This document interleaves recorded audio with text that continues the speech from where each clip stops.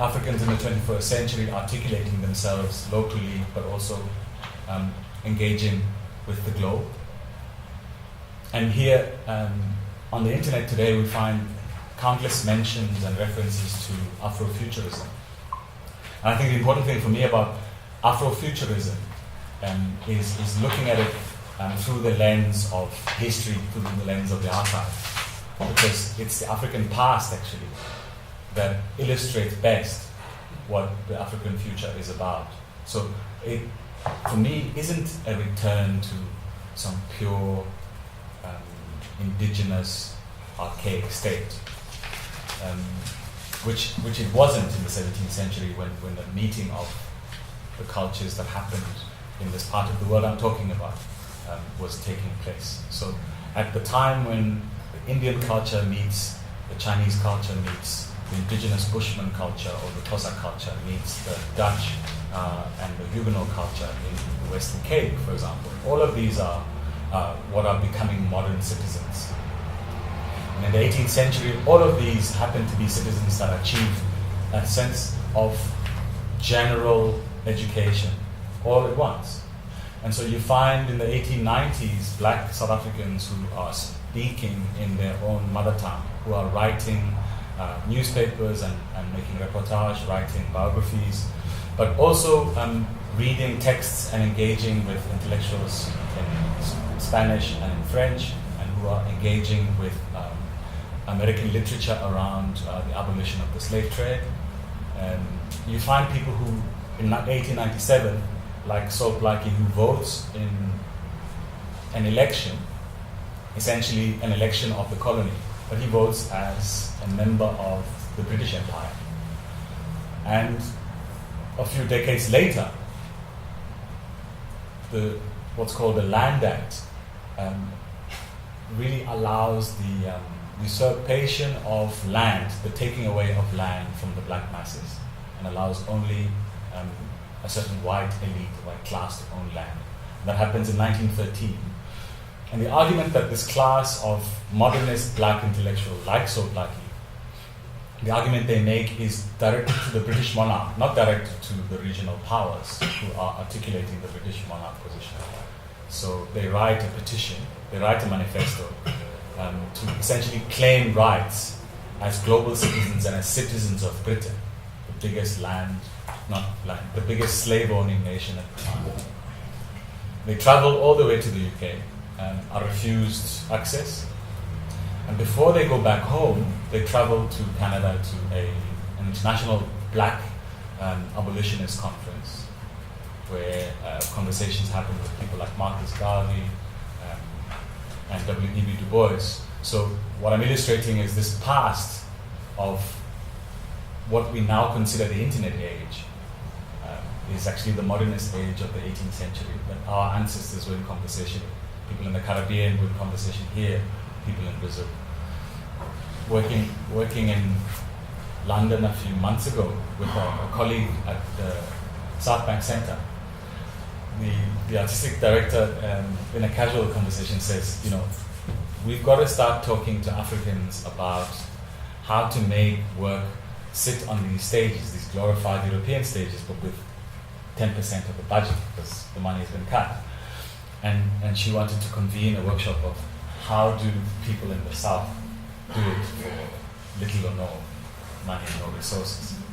So I think this goes directly to this kind of perspective.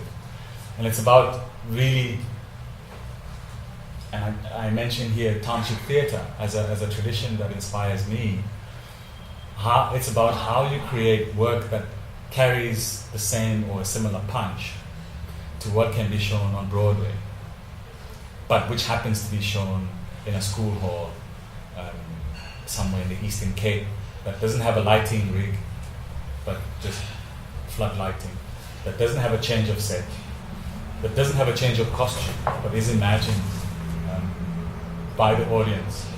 It's about a kind of a call and response with an audience, rather than a giving of knowledge and wisdom and privileging an audience. It's about engaging in a circular echo chamber between performers and those performed to. So the idea of the stage as a kind of honorific space that marks a rift between those who watch and those who are being watched is slightly diminished.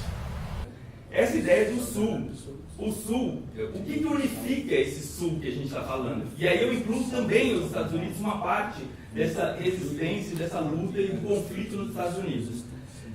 O que nos identifica, no meu ponto de ver, são 3 traumas. O trauma da escravidão, o trauma do extermínio de nativos, indígenas, e o trauma da perseguição religiosa, da Inquisição. São 3 traumas que atravessam a sociedade, todas as sociedades que foram colonizadas. E isso está nos Estados Unidos também, por isso que a gente vê essa ideia de um atravessamento do Sul, ele não está de maneira nenhuma geográfico. Ele é um atravessamento em todas as sociedades contemporâneas, porque essa história da colonização e desses 3 traumas vão organizar toda a sociedade contemporânea e vão imprimir toda a característica, as formas como a cidade se organiza, como o trabalho se organiza, como as identidades se organizam. So I'd like to show a film today which is about 20 minutes long. So I'll use my 30 minutes first to introduce the film and then to speak to it afterwards. And I just want to give you the background of the film. I'm happy that Neo and Daniel have spoken before me because I feel like I don't have to say much of the things. The film basically is the 3rd act of a larger project by a space based in Dakar in Senegal called Raw Material Company, and the project is titled Personal Liberties. And when the film ends, you see kind of a shot that I took at night, but what you see is this monument which is known as the African Renaissance monument. For me, it's quite an interesting and it's the biggest monument, I guess, in Africa. It's 49 meters tall. Apparently designed by Senegalese, but made by the North Koreans. But it kind of shows you that how nations often imagine and are constituted through normative feminities and masculinities, positioning heterosexuality at the core, and homosexuality becomes a very possible subject, which is often seen as imported from the West. And I was really interested in the title, Causality Dilemmas. I think the causality dilemmas is a question of an egg or a chicken, or which came first. And it's a question that is an interesting one to pose, that has been posed, whether colonialism brought homophobia or homosexuality to Africa, I guess, and to any colonized context. Para a arte contemporânea e para os artistas, a separação da forma e do conteúdo, ela já não existe. A forma e o conteúdo são pensados juntos. Então, a gente pensar que um manifesto tem que ser assim, já é por si só algo que não é ligado a uma prática contemporânea, né? A gente fala uma prática artística, assim, porque a coisa da forma também, até lembrei outro dia, um manifesto também, a coisa da forma virou uma coisa quase um formato de mercado, assim, um manifesto, uma sorveteria, outro dia. Sim, tem mesmo. Então, assim, então, acho que quando a fórmula fácil, que pode... Quando ela faz o filme e ela se coloca como... Ela escolhe captar imagens, mesmo não sendo uma videomaker, vamos pensar assim, tudo isso inclui uma escolha que é política, que está se propondo a transformar. A essência do manifesto é um posicionamento político, é isso que é o mais importante de um manifesto, independente da forma dele. Não sei se é essência, mas acho que o jeito... Uma ontologia, não sei também. Então, isso que eu estou perguntando para ele. Não, eu acho que é mais assim, é o jeito de fazer, né? É o modo de existir do artista, não separar forma e conteúdo, mas usar a própria forma como um conteúdo, né? Não, e a própria artes, matéria né? como conteúdo do manifesto. Então, você pode usar como uma música, como a ideia das bandeiras no estádio é um manifesto, né? Depende de como você vê. Até da gente também sair da ideia do discurso como palavra, né? Entender o discurso como as materialidades, como os objetos, como as forças que estão no mundo, né? Não só palavra ou lógicas racionais. Acho que se a gente começa pensando na forma, aí a gente já está meio... Vamos pensar então Global South, beyond colonialism. Okay, let's try to reframe that approach. You are discussing this new political creativity, and then I thought, in order to make that become concrete through your works, you have to deal with a system, right? And what you are saying when you are proposing this theory of the poor, I think also of a methodology, right? One question would be, how within that society that we live, the institutional frameworks that we have to deal, how do we make our projects concrete? How do we fund our projects? How do we make them become real? I think this is a kind of a global South question, because we have to deal with precariousness in a way, right? We have to create ways of funding. We have to go beyond, not go into the gallery, okay? If we don't go into the gallery, where do we go in order to gain visibility? You are discussing the media, right? You are using that material. So where do you feature your work? Where can your work be seen? And how can it become? Só complementando a sua fala, Sabrina, até porque eu já consigo falar sobre isso agora, o próprio Videobrasil nasce de um confronto com a precariedade do meio em relação ao vídeo. E a ideia de Sul Global entra dentro da política institucional do Brasil quando se percebe que existem outros territórios em geografias diversas que também se defrontam com condições de produção artística semelhantes. De novo, o risco de se virar um commodity é muito rápido, né? Mas acho que a Sabrina está fazendo uma pergunta bem objetiva para isso. É uma pergunta assim, meio tipo, por exemplo, Daniel, como você faz os seus livros? Como você tem que lidar com editais, você tem que lidar com como que você lida com isso, né? É dinheiro, questão de dinheiro. Tentando responder de uma forma mais ampla, não só pragmática, de explicar editais típicos. Claro, não é essa questão, mas...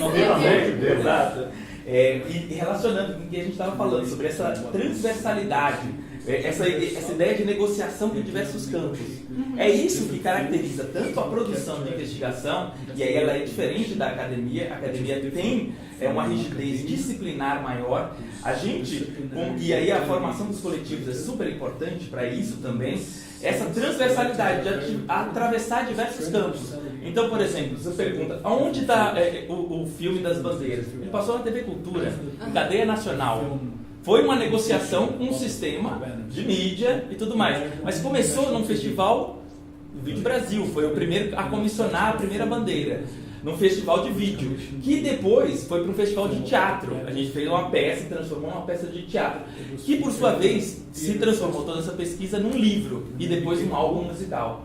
Então essa transversalidade, ela não é só uma maneira de fazer a pesquisa, mas também uma maneira de se financiar.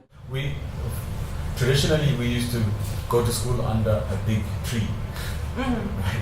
And there are moves now in certain poor spaces to try and go back to having classrooms under a tree. Which will be so rare because the trees won't exist anymore. Well, yeah, I mean we have to start thinking differently about it. But how can we reconfigure and rewire our thinking so that gathering for education under a tree isn't because you are poor and stupid. Exactly. Right? But also we used to also gather for religious purposes, for ritual purposes.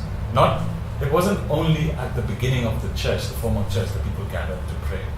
And those are the institutions that we had. And perhaps the buildings don't have walls. Like the Shembe Church. Yes. Or the Shembe Church the Shembe worships space. outside. So I have this one production that speaks about this. A person who founded a church that's based on combining traditional Zulu belief with parts of the Ethiopian Orthodox Church, but also part of the Christian faith, who happened to be a landowner at the turn of the 20th century. So in the 1900s, black people could own land because the colonial mind hadn't thought through what the realities were of inheritances that had come from before 1900, before the Land Bank. But then what happened is the colonial government decided, but if you have land as a black person, you can't build on the land. So he was a landowner, but he couldn't build a formal structure, a formal church. They kept breaking it down to say that was illegal because of the Land Act. So then he decided at a certain point, okay, so our people will worship outside.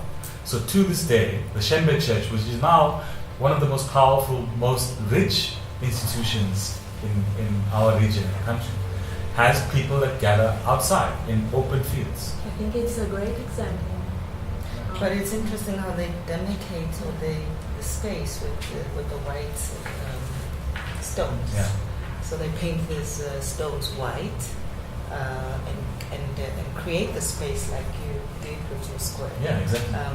And within the space there's the entrance, although you can of course enter anywhere. But the entrance, the architecture is kind of implied rather than built.